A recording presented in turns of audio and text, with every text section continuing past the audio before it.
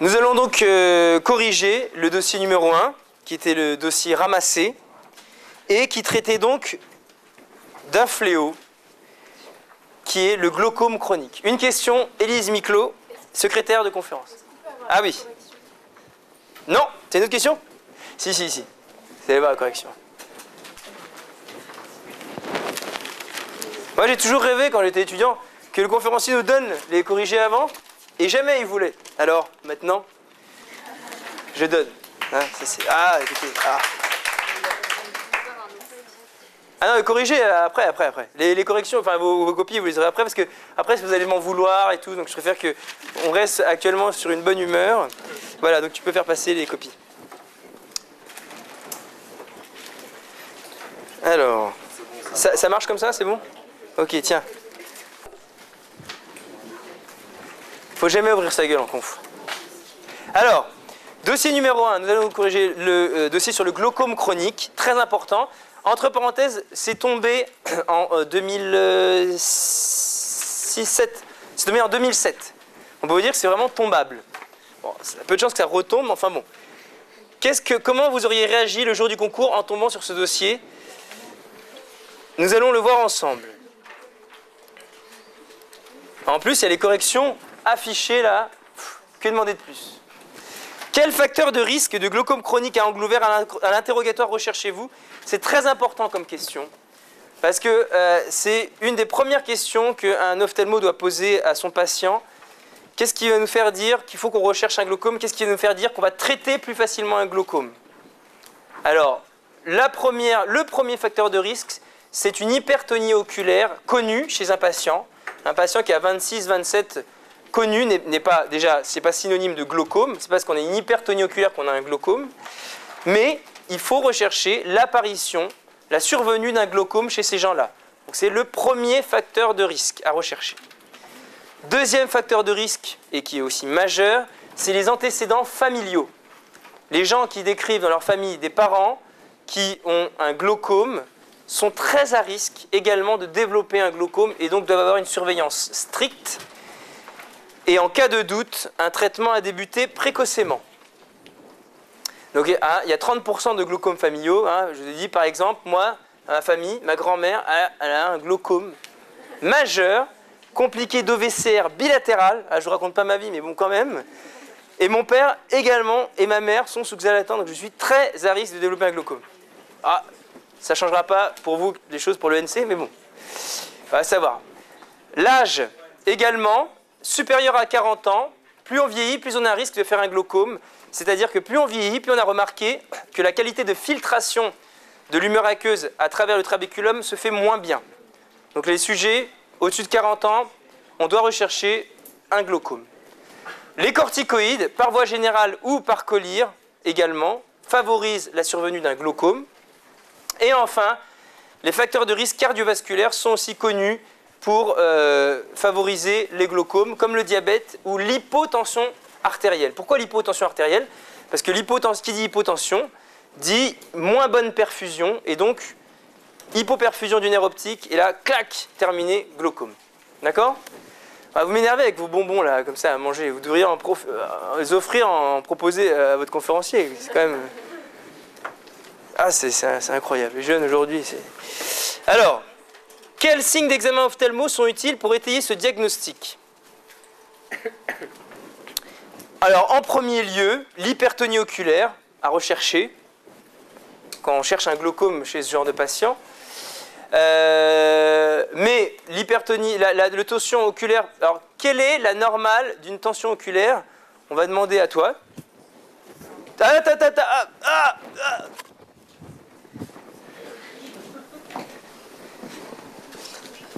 Je crois que c'est entre 10 et 20 et que c'est pathologique supérieur à 21. Donc entre 10 et 20, alors la normale officielle, c'est 15 plus ou moins 6. Ça veut dire entre 9 et 21. Ça, c'est les chiffres classiques. Simplement, ça, c'est des chiffres communément admis, mais ça n'a aucun sens. Parce que quelqu'un qui a 21, ça peut être une tension qui est trop élevée pour lui, qui va abîmer son nerf optique. Donc il faut bien savoir qu'en fait, les valeurs varient en fonction des gens. Là, c'est entre 9 et 21, c'est ce qu'on vous dit, pour retenir à peu près. il faut savoir que ce n'est pas strict. Voilà. Alors, deuxièmement, à rechercher chez un patient, c'est au fond d'œil, on recherche une augmentation de l'excavation papillaire avec un rapport cup sur disque supérieur à 0,5. Ça ne vous dit rien? Et on verra tout à l'heure par des photos et des schémas qu'est-ce que c'est l'excavation papillaire, qu'est-ce que c'est le rapport cup sur disque. Enfin, il faut marquer que le reste de l'examen est normal, que l'acuité visuelle reste normale jusqu'à un stade tardif et qu'en signe négatif, on a une chambre antérieure profonde avec un angle irido-coronéen normal et ouvert, non fermé en gonioscopie, contrairement à ce qu'on peut voir dans le glaucome par fermeture de l'angle. Question numéro 3. Quelle est la triade diagnostique du glaucome chronique à angle ouvert? Donc ça, c'est vraiment une question mais de base. Vraiment, vous devez répondre sur le bout des doigts. Hein. Alors on va demander à toi, sur le bout des doigts, de me dire la triade, sans regarder la copie. Regarde-moi dans les yeux. Et dis-moi la triade diagnostique du glaucome. Regarde-moi. Diminution du champ visuel. Une diminution du champ visuel. Alors on ne dit pas comme ça, on dit altération du champ visuel. Une hypertonie oculaire. Une hypertonie oculaire, très bien. Et... Il faut la filmer elle. Allez, les derniers là. Et l'excavation papillaire. Une augmentation de l'excavation papillaire. Et on va le voir tout à l'heure. Mais c'est normal que ça ne vienne pas comme ça parce que tu n'as pas encore eu les images. Quand tu auras eu les images, ça sortira tout seul. Voilà, donc question numéro 4. Ah. Oui. Attention. Ah. Oui. La normale cup sur disque, c'est pas supérieur à 0,3. Ah, excellente remarque. Je vois quelqu'un qui connaît bien son cours. Eh bien, ça dépend des bouquins. Certains bouquins disent 0,3, d'autres disent 0,5. Il faut savoir que la vérité est toujours entre les deux. Merci. Voilà. Non, mais bon, allez, classiquement, c'est plutôt 0,5. Mais je sais que dans les polis, il y a 0,3. Pas d'autres questions? Nous allons pouvoir donc passer à la question suivante. Donc regardez bien la triade. Hein. Ça, la triade, merde, il faut que ce soit, que ça reste à jamais gravé dans vos esprits. Tu gardes ça? Quels examens demandez-vous pour analyser le champ visuel et que recherchez-vous? Vous allez voir, c'est une question qui était un peu vache, parce que technique, il faut les termes, tous les termes. Hein. Vous savez qu'à l'ENC, on ne veut pas de langage de mamie. D'accord? Oui, j'ai fait mon champ visuel, il faut précis. D'accord? Chaque terme technique, ça rapporte des points. C'est dans le polycopier, donc il faut être précis, il faut utiliser le bon mot-clé. On ne raisonne qu'en mots-clés. Si vous avez l'idée, ça ne suffit pas. Ce sera 0. Alors, le vrai terme, tout ce qu'il fallait dire, c'est là-dedans. Champ visuel, 2 points. Périmétrie, 2 points. Automatisé, 2 points. Statique, 2 points. De Humphrey, 7 points. Qui a bien marqué ça? Eh bien, je peux vous dire quasiment personne. Sinon, vous oubliez automatisé, vous oubliez statique. Et puis le pire, c'est que vous oubliez Humphrey et vous mettez Goldman. D'accord? Goldman, je sais qu'il est partout. Mais là, c'est Humphrey. Alors pourquoi Goldman, pas Goldman? Alors Goldman, c'est les champs visuels que vous avez l'habitude de voir. Vous savez, c'est les hémianopsies latérales, homonymes, tout ça. Mais ça, c'est tout ce qui est neuro-ophtalmo. Donc c'est tout ce qui est compression des voies visuelles. Ça, c'est la neuro-ophtalmo, tout ce qui est Norb, Noya. C'est pour la neuro-ophtalmo. Pour le glaucome, on utilise le Humphrey. Et le Humphrey, c'est une périmétrie automatisée. C'est un appareil qui fait ça, alors que le Goldman, c'est manuel. Il y a une orthoptiste qui vous fait le Goldman. Statique, parce que c'est des points qui vont... Enfin, il n'y a pas le son, mais ils apparaissent comme ça. Alors que le Goldman, c'est un point lumineux qu'on fait bouger. D'accord? Donc retenez, alors si vous voulez, vous allez voir les orthoptistes faire les champs visuels pour bien retenir. Mais automatisé statique de Humphrey, c'est pas du tout pareil que cinétique manuel de Goldman. D'accord? Une question.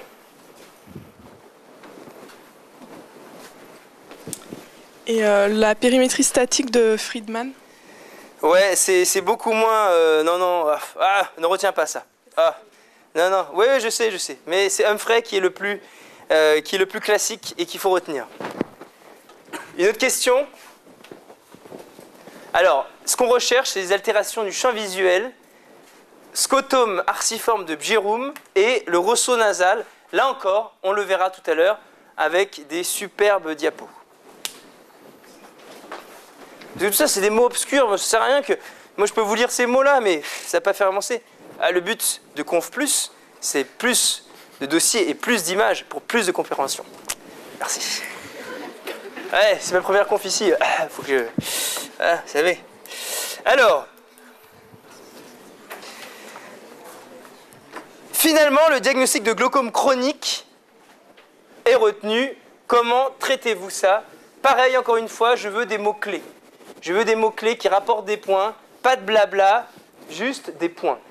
Alors, il faut dire que c'est un traitement médical, en opposé avec le traitement chirurgical. Il faut le marquer, ça, traitement médical, un point. C'est un traitement hypotonisant. Pour faire baisser la tension, il faut l'écrire. Hein, on part du plus général au plus précis, et comme ça, on est sûr de rafler le maximum de points. Un traitement qui est à vie. Très important, ça. C'est-à-dire que quand on démarre un traitement pour le glaucome, on ne le finit jamais. Ou du moins, on le finit le jour où la vie se finit aussi. D'accord? Donc, à partir du moment où on commence à traiter un glaucome, ce sera pour toujours. Par voie locale en collyre, un point. En première intention, on commence par une monothérapie, soit par des bêta-bloquants, 2 points, ou soit par des collyres d'analogues de prostaglandine, 2 points. Ces deux-là sont les 2 seules classes médicamenteuses à avoir l'AMM pour un traitement en première intention.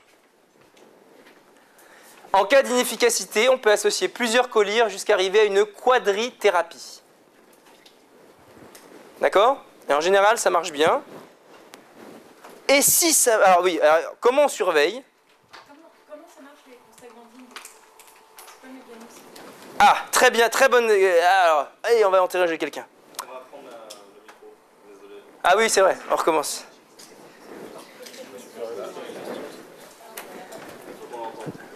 Oui. Alors, Je demandais comment ça marchait les prostaglandines. quel est le mécanisme de baisse de tension des analogues de prostaglandine? Est-ce que quelqu'un peut me répondre là, comme ça là? Ah! Alors on a une proposition hein, à ma gauche. Alors comment t'appelles-tu? Je m'appelle Claudia et ça augmente l'absorption de l'humeur aqueuse dans la chambre antérieure. L'absorption d'humeur aqueuse dans la chambre antérieure. Ah bah non!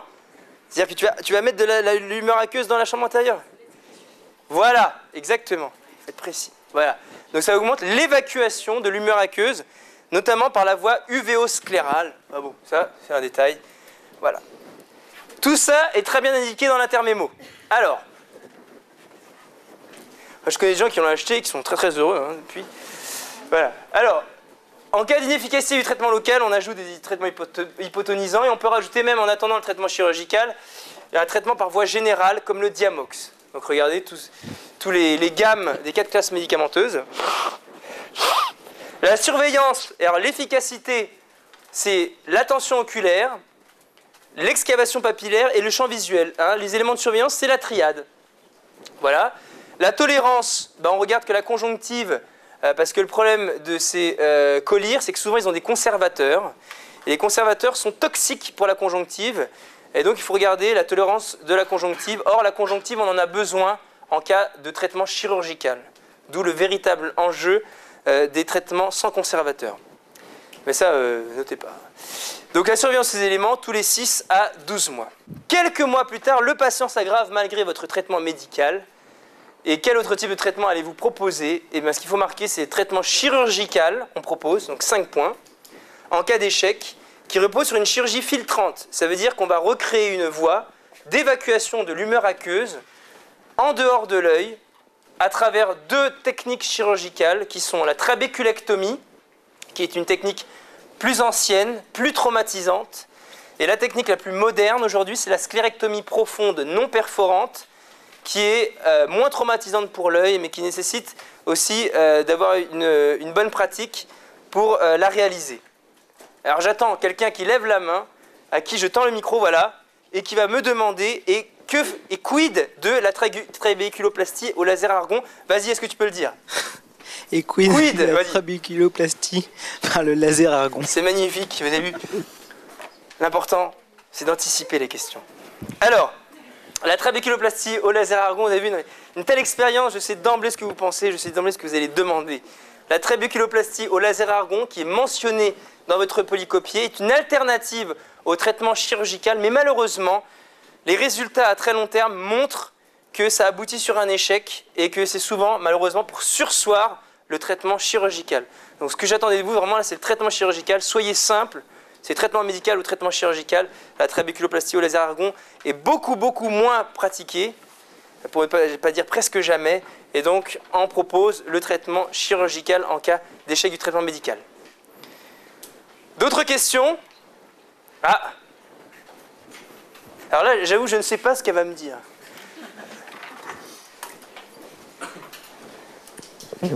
Est-ce que c'est toujours bilatéral, le glaucome chronique? Oui, quasiment. Oui. C'est très, très, très souvent bilatéral. Des fois, ça débute plutôt sur un œil, mais à la fin, ça finit par les deux. D'autres questions? Un traitement préventif? Alors, j'ai pas entendu. Ah, on me demande. Vas-y, dis-le-moi. Dis-le, mais bien, en bon français. Vas-y. Pas de lol et tout. Vas-y, comme ça, là. Est-ce qu'on fait un traitement médical préventif pour l'autre œil? Pour éviter d'avoir le glaucome. Ah, ou est-ce qu'on peut se mettre des gouttes? Alors, la demoiselle demandait, peut-on proposer de mettre des gouttes hypotonisantes systématiques chez des patients qui n'ont pas de glaucome pour prévenir l'arrivée d'un glaucome? Eh bien, je te dirais non, très simplement. Pourquoi? Parce que ce sont des collyres déjà qui coûtent un certain prix, qui ont aussi pas toujours une très bonne tolérance, et l'important, c'est surtout de surveiller et de dépister l'apparition d'un glaucome. Et dans ce cas, on traite.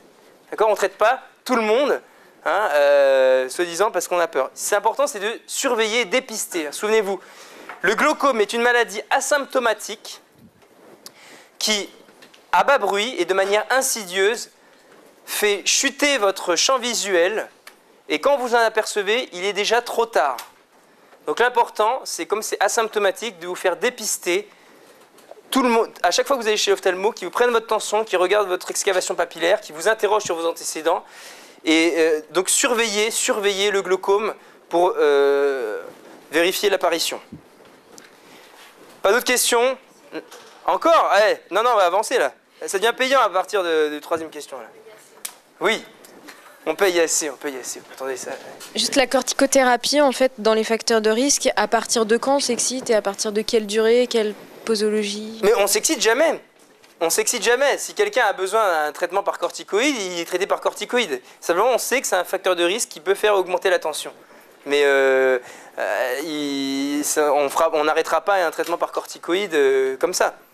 En fait, c'est pas ça sa question. Vas-y, répète. Non, si, c'est... Ah, c'est ça, d'accord. Bon, la chose qu'elle me regardait d'un air bizarre, comme si elle n'était pas tout à fait satisfaite de la réponse. Alors, vite, parce que le temps passe. Alors, le glaucome, je vous avais promis des images.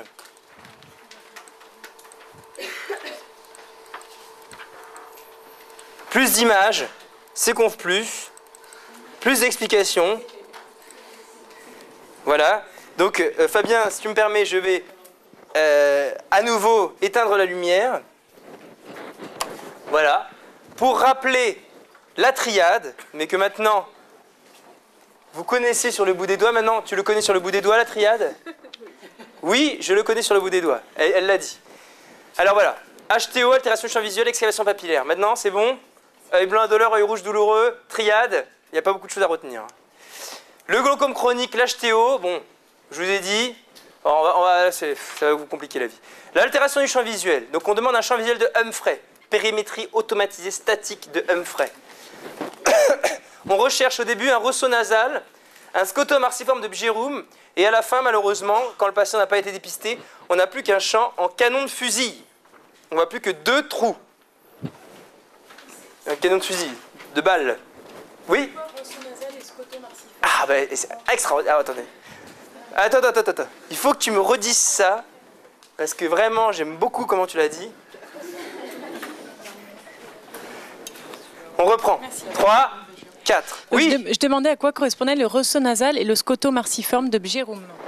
Eh bien, écoute, ça tombe très bien que tu poses cette question, car justement, quand j'étais à ta place, Coralie, on va dire ça, eh ben, j'avais posé cette question à mon conférencier. Et à l'époque, il n'y avait pas Conf+, hein. Il n'y avait pas les diaporamas, les conférenciers ne venaient pas avec un vidéoprojecteur et avec un costard 3 pièces, ils n'avaient rien. Donc ils me disaient, eh ben révise ton poly et tu verras. Eh bien justement, maintenant aujourd'hui, c'est plus d'images et plus d'explications. Alors, eh ben, ça tombe très bien que tu me poses cette question parce que justement je voulais te le montrer, Coralie. Coralie, le Humphrey, vous savez, le conférencier est tout puissant, il a le droit de changer les prénoms des gens s'il le veut. Le Humphrey normal, c'est comme ça. D'ailleurs, vous pouvez voir que c'est le mien, hein, Trin, en 2004. Ça ressemble à ça, un champ visuel de Humphrey. Donc c'est pas du tout ce que vous aviez vu sur les Goldman. Ça n'a rien à voir. Donc ça, c'est un champ visuel normal, en 2004. Là, la tache noire qu'on voit ici, c'est normal, c'est la tache aveugle, qui correspond au nerf optique. Alors par contre, au début, on va avoir un ressaut nasal. Pour répondre à la question de notre camarade, qu'est-ce qu'un ressaut nasal? Ce sera dans les signes débutants du glaucome et on verra, oh mon Dieu, que s'est-il passé? Le pauvre Liem, entre 2004 et 2012, est apparu un petit scotome au niveau du nez. Parce qu'ici, c'est au niveau du nez et ça, c'est au niveau temporal. D'accord? Donc un ressaut nasal. Est-ce que ça te paraît plus parlant, Charlotte? Non, mais j'ai compris sur la photo ce que c'était. Mais... Ah là là, déjà, c'est énorme ça. C'est énorme déjà, d'accord? Il ne faut pas trop en demander. On voit encore tes cheveux, Claudia. Claudia, merci. Alors ensuite, le scotome arciforme de Bjerrum. Ça, c'est une atteinte secondaire, encore un peu plus tard. Et pourquoi on dit arciforme? Parce que ça a la forme d'un arc de cercle. Pourquoi Bjerrum? Parce que le type s'appelait comme ça. En fait, ma question, Mais oui, j'ai compris ta question. On y va. Chut. Laisse parler le conférencier. Alors, donc voilà, on a une forme en arc de cercle, arciforme. D'accord? Forme d'un arc. Ressaut nasal, scotome arciforme de Bjerrum. Donc ça, c'est un stade beaucoup plus grave. Alors, ce que voulait demander Charlotte, si elle n'a pas très bien exprimé, c'est pourquoi, dans le glaucome, on a un ressaut nasal de manière... Elle veut l'explication physiopathologique. D'accord? Et je vous dirais juste qu'on s'en fout pour l'ENC et que je serais ravi, Charlotte, de te l'expliquer après la conférence. Voilà. Non, mais ça aide à retenir. Il faut que tu saches que c'est les fibres, d'accord? Les fibres optiques, qui sont à côté du nerf optique, parce que tu sais que toutes les fibres optiques qui partent de la rétine se réunissent vers le nerf optique pour partir vers le cerveau, d'accord? Quand on a une excavation, on va avoir un amincissement de l'anneau neurorétinien, et l'anneau neurorétinien, c'est la réunion de toutes les fibres optiques. À partir du moment où on a un amincissement, ça veut dire qu'on a une lésion au niveau de ces fibres optiques. Quand il y a une lésion à ces niveaux-là, eh bien, on a un scotome sur le territoire que voyaient ces fibres optiques. Donc c'est pour ça qu'on a une forme d'arc de cercle, parce que la disposition des axones dans la rétine se fait de manière en arc de cercle. Ils rejoignent la rétine comme ça. C'est pour ça que quand on a une fibre optique qui va être lésée, eh bien, on aura un scotome dans le territoire que prenait cet axone. Est-ce que l'explication te convient à présent, ma chère Charlotte? J'aurais pu te l'expliquer plus tard, mais bon, voilà. Alors justement, l'excavation, Charlotte, exactement, très très bonne transition, encore une fois. Merci. L'excavation papillaire, dont on parlait, avec le rapport C sur D. Mais qu'est-ce que c'est que ça? Eh bien ça, c'est un dessin d'un nerf optique. Un nerf optique, c'est comme ça. C'est, comme vous pourriez imaginer, une tasse de thé sur une coupelle. C'est ça? Pardon? Soucoupe. Ah, d'accord, merci. Donc, non mais tu sais, vous savez, moi je viens d'Asie, on n'a pas de soucoupe, nous on boit directement dans les tasses de thé, vous savez. Bon, bref. Alors, voilà, donc là c'est le nerf optique. En orange, c'est l'anneau neurorétinien, Charlotte, avec la réunion de toutes les fibres optiques, d'accord? Et au centre, c'est un petit cratère, on appelle ça l'excavation papillaire, ce qu'il y a au centre. Donc là, c'est toutes les fibres optiques, c'est tout ce qui permet de voir. Est-ce que vous avez bien compris? Donc les fibres optiques, l'anneau neurorétinien, on va le mesurer en C sur D. En fait, c'est l'excavation qu'on va mesurer, plus exactement. Et plus le glaucome sera évolué, eh ben, plus donc ça veut dire que la tension va écraser le nerf optique et qu'en fait l'anneau neurorétinien va s'amincir. Et c'est comme ça qu'on va mesurer. Et plus l'anneau neurorétinien sera aminci, plus l'excavation au centre, le cratère, va s'élargir. Logique. Vous suivez? Et donc c'est ça qu'on va mesurer. C'est le rapport du cratère sur l'ensemble du nerf optique. Donc c'est le rapport cup, c'est le diamètre de la tasse, sur l'ensemble de la soucoupe. Ça vous va comme ça? Je sais que les filles, c'est parlant quand je parle en termes de vaisselle. Alors, donc, C sur D, et les mecs, ça les fait beaucoup rire. Alors, C sur D, donc c'est cup sur disque, la normale, et là, je ne sais pas si tu seras d'accord avec moi, mais c'est 0,5 ou 0,3.